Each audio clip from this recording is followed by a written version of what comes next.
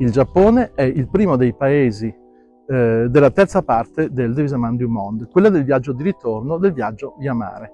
Non è un territorio mongolo e Marco non lo visitò, esattamente perché i mongoli non riuscirono a conquistarlo nei due tentativi che fecero tra il 1270 e il 1280.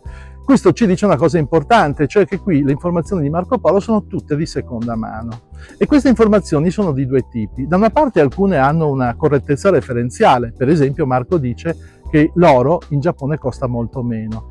Invece quelle che però per noi sono più importanti perché denunciano una mentalità simbolica e culturale sono le informazioni inventate che vengono di seconda mano.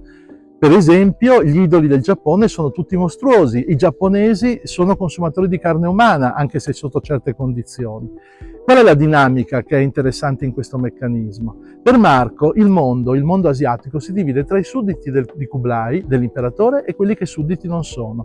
E via via che ci si allontana dal centro, cioè da Pechino, dalla corte mongola, aumenta, potremmo dire, il tasso di carattere selvatico o non civile delle popolazioni. I giapponesi sono lì sul confine, visibilmente sono una civiltà, ma altrettanto visibilmente hanno dei comportamenti che cominciano a essere poco umani.